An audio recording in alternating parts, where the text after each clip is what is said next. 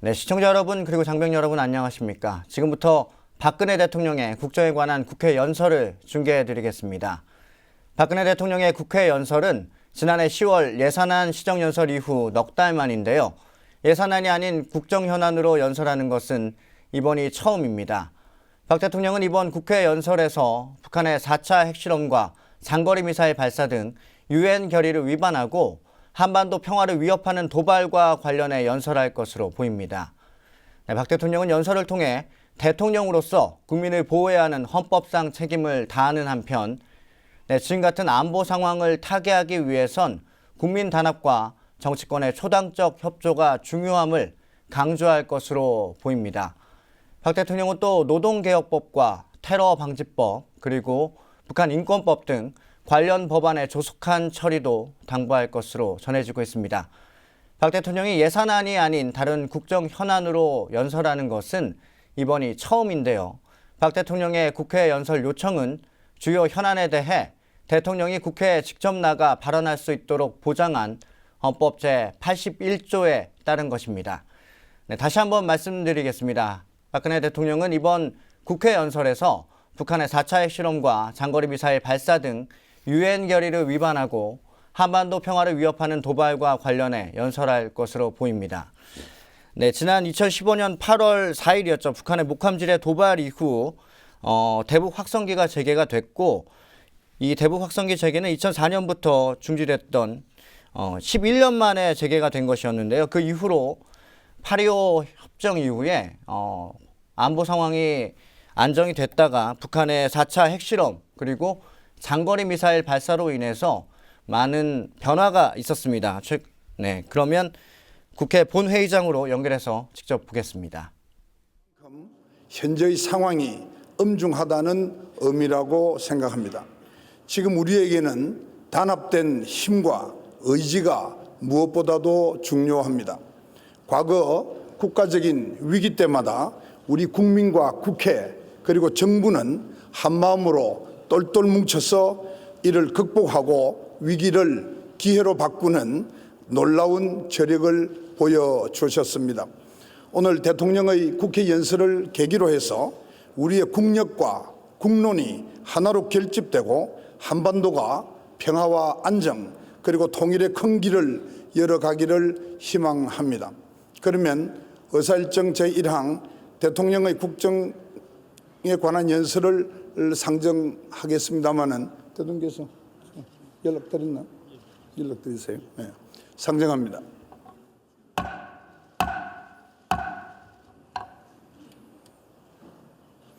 잠시 후 대통령께서 입장하셔서 연설을 하시겠습니다.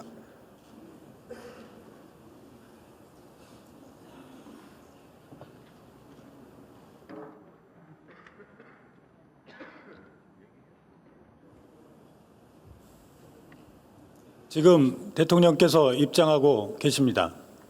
대통령께서 본회의장에 입장하실 때 여러분께서는 박수로 환영해 주시기 바랍니다.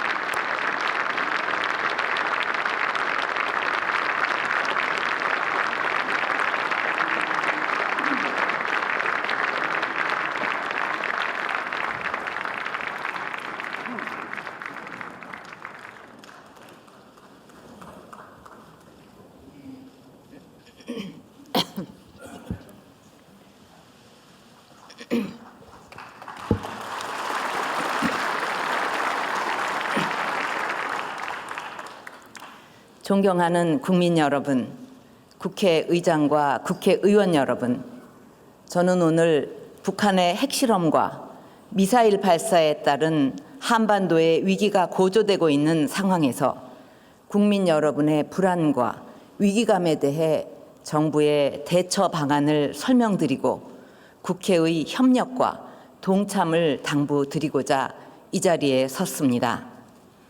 북한은 우리 정부와 국제사회의 거듭된 반대와 경고에도 불구하고 새해 벽두부터 4차 핵실험을 감행하여 한반도는 물론 전 세계 평화에 대한 기대에 정면 도전을 했습니다.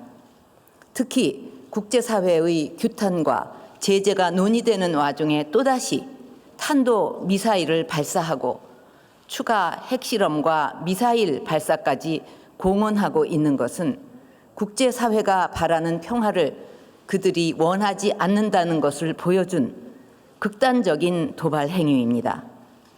만약 이대로 변화 없이 시간이 흘러간다면 브레이크 없이 폭주하고 있는 김정은 정권은 핵미사일을 실전 배치하게 될 것이고 우리는 두려움과 공포에 시달리게 될 것입니다. 그동안 북한은 수없이 도발을 계속해 왔습니다. 최근만 하더라도 2010년 천안함 폭침으로 46명의 소중한 우리 장병의 목숨을 빼앗았고 연평도 포격 도발로 우리 영토에 직접적인 무력 공격을 가했으며 작년 8월에도 DMZ 지뢰와 포격 도발을 일으킨 바 있습니다. 북한의 이러한 도발에도 불구하고 우리는 어떻게든 북한을 변화시켜서 한반도의 평화를 정착하고 상생의 남북관계를 구축하기 위해 지속적인 노력을 기울여 왔습니다. 저는 국정의 무게 중심을 한반도의 평화 정착과 통일 기반 구축에 두고 더 이상 한반도에 긴장 상황이 일어나지 않도록 하고자 노력을 다해왔습니다. 정부 출범 초기부터 북한의 핵은 용납하지 않고 도발에는 더욱 단호하게 대응하되 한편으로는 남북한 신뢰를 구축하기 위한 한반도 신뢰 프로세스 정책 기조를 표방했습니다. 2014년 3월에는 드레스덴 선언을 발표하여 민생, 문화, 환경의 3대 통로를 함께 열어갈 것을 제안하였습니다. 작년 8월에는 남북 간 긴장이 극도에 달한 상황에서도 고위 당국 간 회담을 열어 현안을 해결하기 위해 노력했으며 유니세프, WHO 등 국제기구에 382억 원과 민간단체 사업에 32억 원을 지원해서 북한의 취약계층을 대상으로 보건의료 사업을 펼쳐왔습니다. 작년 10월에는 북한 요청에 따라 우리 전문가들이 금강산을 방문하여 산림병충해 방제 사업을 실시하였고 민족 동질성 회복을 위한 개성 만월대 공동조사 발굴 사업을 진행해 왔으며 그 밖에도 민간 차원의 다양한 교류 협력도 적극 지원하였습니다. 작년 8월에는 경원선 우리측 구간에 대한 복원 공사를 착수했고 북한 산업 발전을 위한 남북 경제협력 구상도 착실하게 검토해 왔습니다.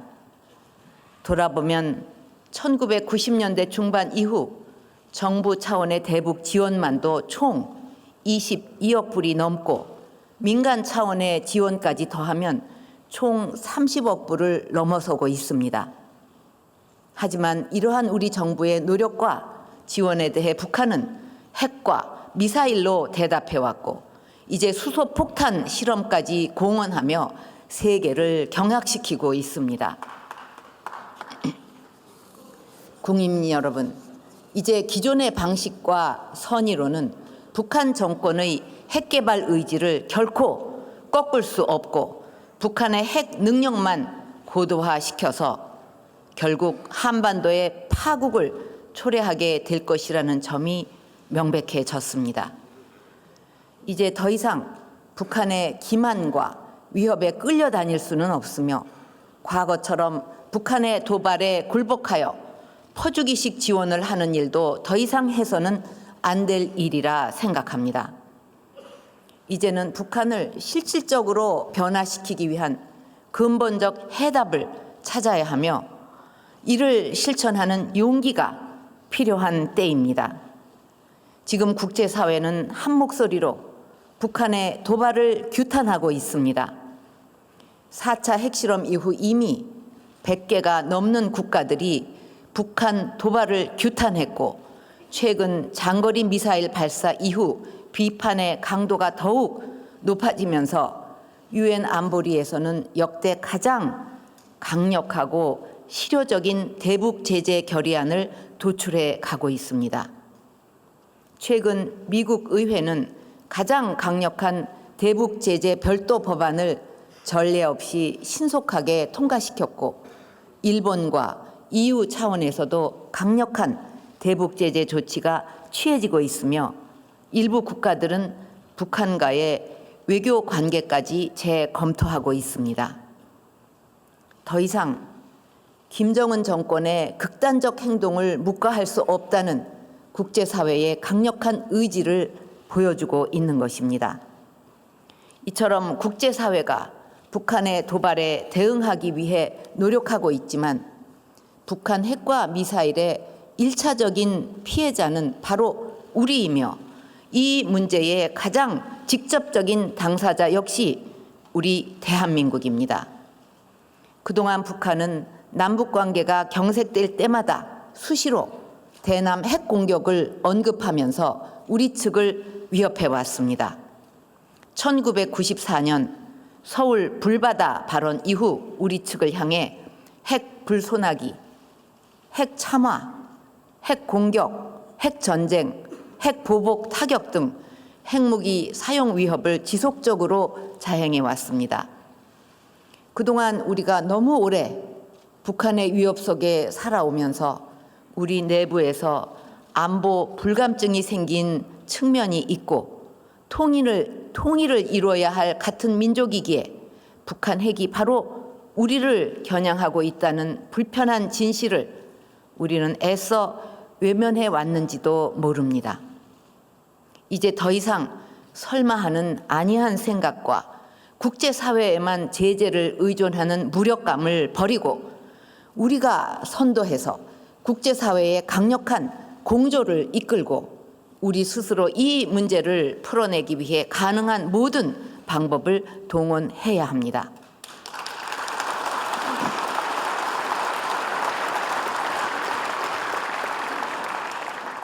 이번에 정부가 개성공단 가동을 전면 중단하기로 결정한 것도 북한의 핵과 미사일 능력 고도화를 막기 위해서는 북한으로의 외화 유입을 차단해야만 한다는 엄중한 상황 인식에 따른 것입니다.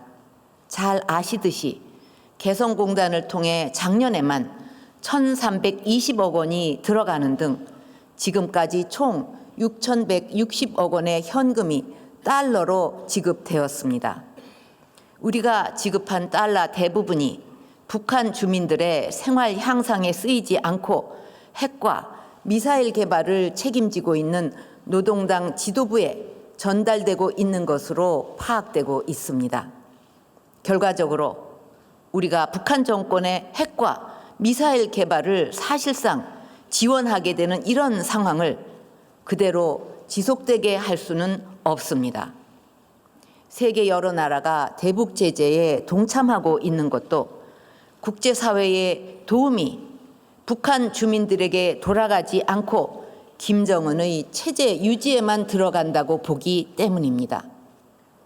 또한 국제사회가 북한으로의 현금 유입을 차단하기 위해 강력한 제재 수단을 강구하고 있는 상황에서 가장 직접적인 당사자인 우리나라가 국제사회와 함께 북한이 핵을 포기하도록 만들 모든 수단을 취해 나가는 것은 당연히 해야 할 일인 것입니다.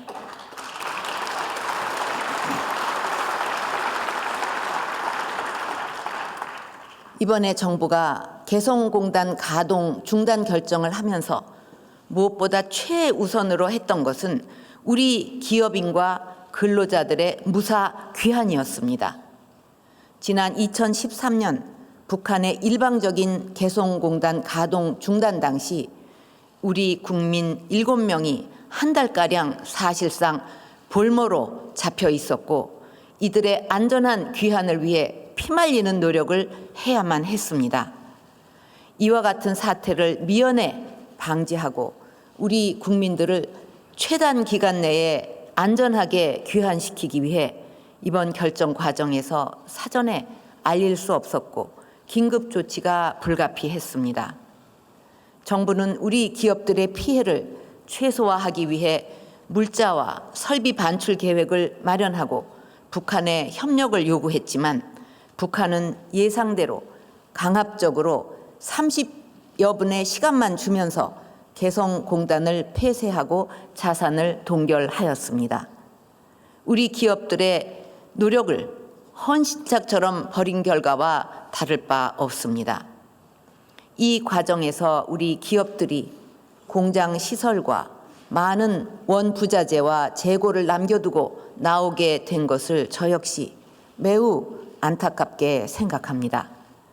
그러나 더 이상은 북한이 도발할 때마다 개성에 있는 우리 국민들의 안위를 뜬 눈으로 걱정해야만 하고 우리 기업들의 노력이 북한의 정권 유지를 위해 희생되는 상황을 더는 끌고 갈 수 없다고 판단했습니다.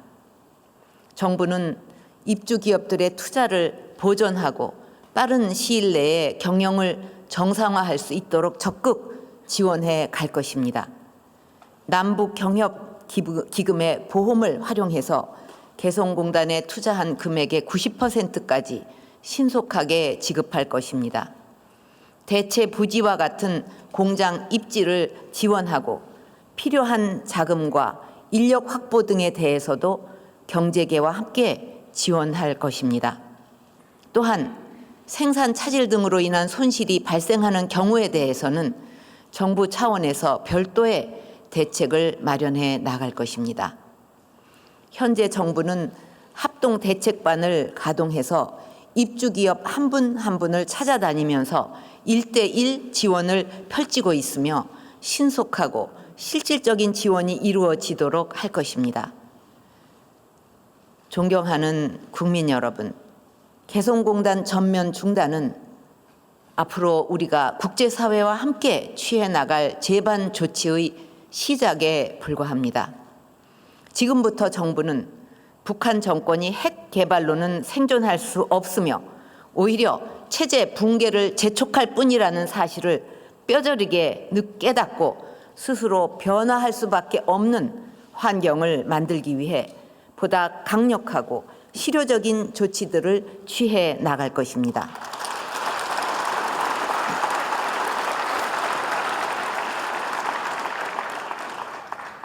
이 과정에 우리는 동맹국인 미국과의 공조는 물론 한미일 3국 간 협력도 강화해 나갈 것입니다.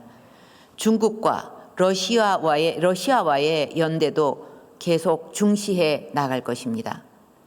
한반도 비핵화에 대해 오자간 확고한 공감대가 있는 만큼 이들 국가들도 한반도가 북한의 핵도발로 긴장과 위기에 빠지는 것을 원하지 않습니다.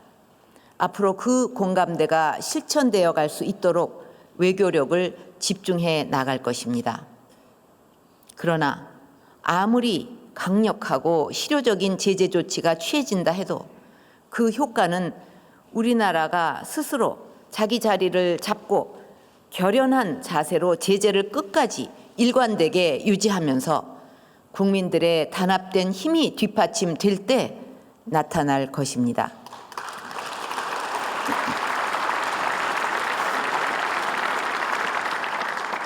그 과정에서 북한이 각종 도발로 혼란을 야기하고 남남 갈등을 조장하고 우리의 국론을 분열시키기 위한 선동을 강화할 수도 있습니다. 그럴수록 우리 국민들의 단합과 국회의 단일된 힘이 북한의 의도를 저지할 수 있는 유일한 방법이라고 생각합니다.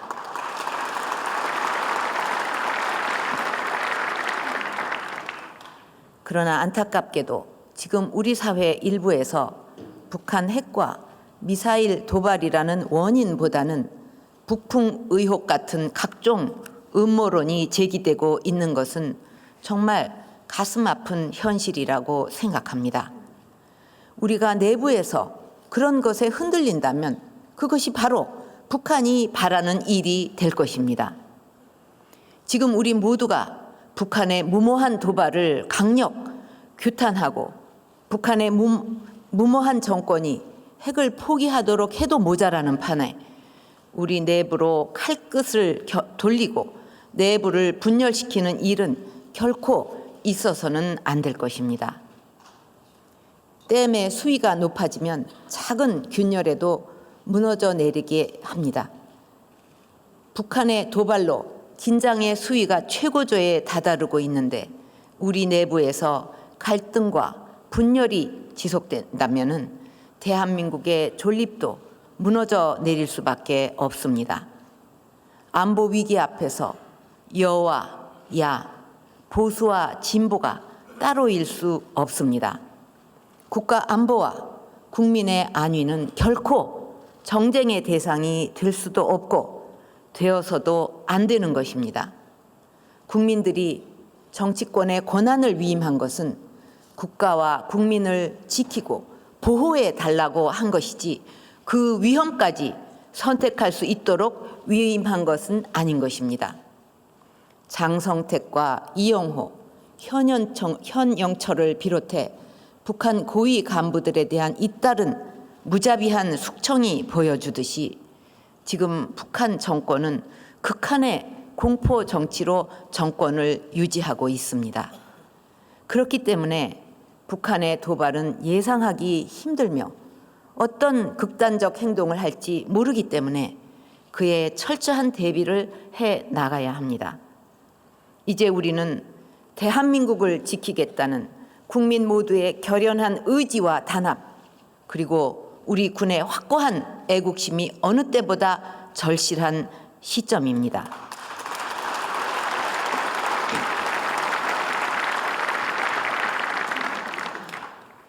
존경하는 국민 여러분, 저는 어떠한 일이 있어도 대한민국과 국민 여러분의 안위를 지켜낼 것입니다. 국민 여러분들께서도 정부의 단호한 의지와 대응을 믿고 함께 힘을 모아주실 것을 간곡히 당부드립니다.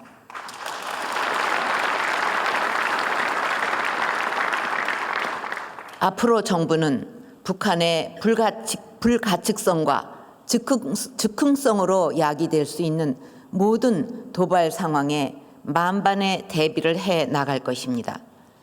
지금 정부는 확고한 군 대비태세 확립과 함께 사이버 공격, 다중시설 테러 등의 비군사적 도발에도 철저하게 대비하고 있습니다. 강력한 대북 억제력을 유지하기 위해 한미 연합 방위력을 증강시키고 한미 동맹의 미사일 방어태세 향상을 위한 협의도 진행하고 있습니다.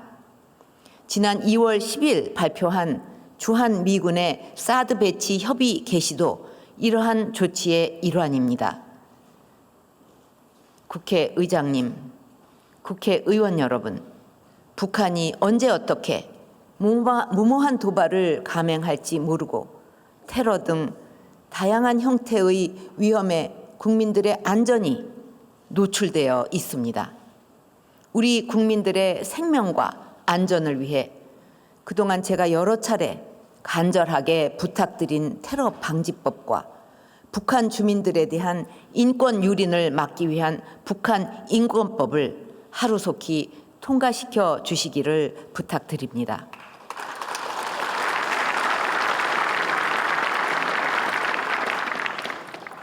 국민의 선택을 받으신 여러 의원님들께서 국민의 소리를 꼭 들어주실 것을 부탁드립니다.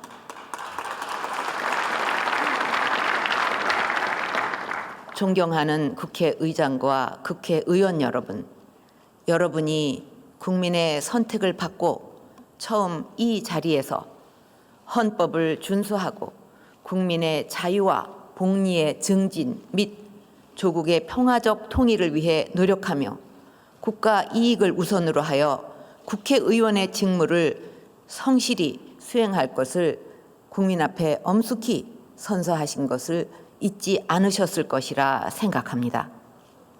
15년 만에 찾아온 살을 애는 강추위에도 아랑곳하지 않고 고향 가는 바쁜 걸음도 멈춰 선 채 민생 고하기 입법 촉구 서명 운동에 100만 명이 넘는 시민이 참여를 하였습니다. 이것은 지금 우리 앞에 놓인 어려움을 하루빨리 이겨내기 위해 하나된 힘을 보이자는 국민의 눈물이자 절규입니다. 의원 여러분께서는 지난 설 명절에 지역 곳곳을 돌며 우리 경제에 대해 많이 걱정하시는 민심을 생생하게 듣고 오셨을 것입니다. 서민들의 살림살이를 나아지게 하겠다고 약속하셨고 각 지역을 발전시키겠다고 약속하셨던 그 말대로 경제 활성화와 민생 법안을 지체 없이 통과시켜 주실 것을 거듭 부탁드립니다.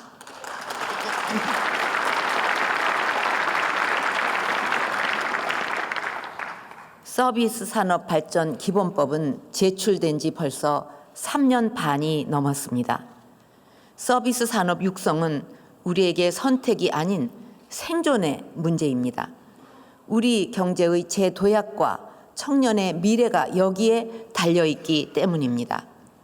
세계적으로 저성장이 지속되는 환경 속에서 과거처럼 제조업과 수출에만 의존해서는 더 이상 우리 경제의 성장을 담보할 수 없는 상황입니다. 서비스 산업은 일자리의 보고입니다. 고용 창출 효과가 제조업의 2배나 되고 특히 관광, 의료, 금융, 교육, 문화 등 우리 청년들이 선호하는 양질의 일자리를 최대 69만 개나 만들어낼 수가 있습니다.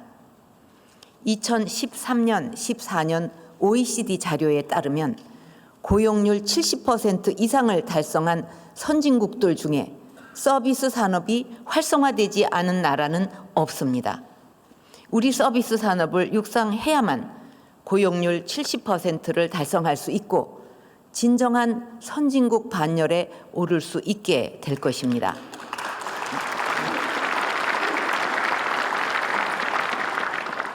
일부에서 보건의료 공공성을 훼손할 의료가 있다고 하지만 이것은 지나친 억측이고 기우에 불과합니다. 정부가 제출한 서비스 산업 발전 기본법 어디에도 보건의료의 공공성을 훼손할 수 있는 조항은 없습니다. 세계 최고 수준의 의료 인력과 인프라를 활용해서 의료 산업을 전략 산업으로 육성하고 고급 일자리를 만드는 일이 어느 순간 의료 영리화로 둔갑돼서 3년 반 동안 국회 문턱을 넘지 못하는 것을 국민들은 납득할 수 없을 것입니다. 우리 청년들에게 새로운 일자리에 희망을 주고 사회 안전망을 촘촘하게 만들어 근로자를 보호하며 상생의 고용 생태계를 조성하는 일도 하루가 시급합니다. 노동개혁은 일자리 개혁입니다. 하루속히 노동개혁 4법을 통과시켜 주시기를 바랍니다.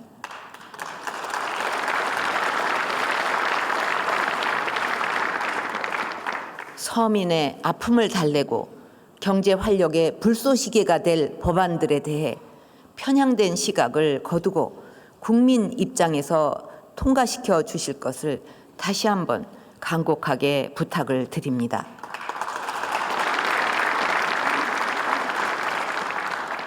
북한의 핵실험과 미사일 발사라는 위협 앞에서도 정부를 신뢰하고 의연하게 대처해 주신 데 대해 국민 여러분께 감사를 드리며 정부와 저는 더욱 막중한 책임을 느끼고 있습니다.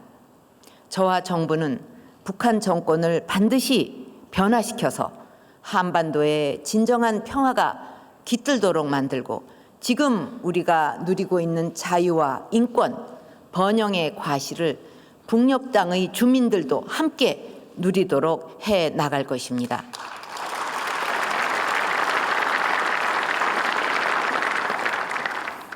잘못된 통치에 의해 고통받고 있는 북한 주민들의 삶을 결코 외면하지 않을 것입니다.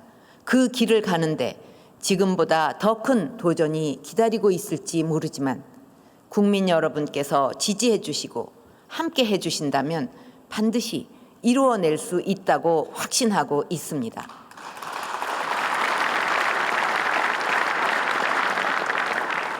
우리 국민 모두가 평화와 번영의 한반도를 만들고 평화 통일을 이루기 위해 함께 힘을 모아주실 것을 당부드리며 국회의원 여러분들의 적극적인 협력과 동참을 부탁드립니다.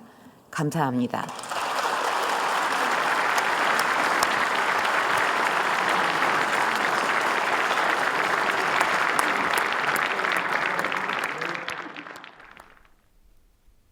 네, 지금까지 박근혜 대통령의 국정에 관한 국회 연설을 보셨습니다. 잠시 후 12시 국방뉴스에서 이와 관련된 보도를 전해드리겠습니다. 이것으로 중계방송을 모두 마치겠습니다. 시청해주신 여러분 고맙습니다.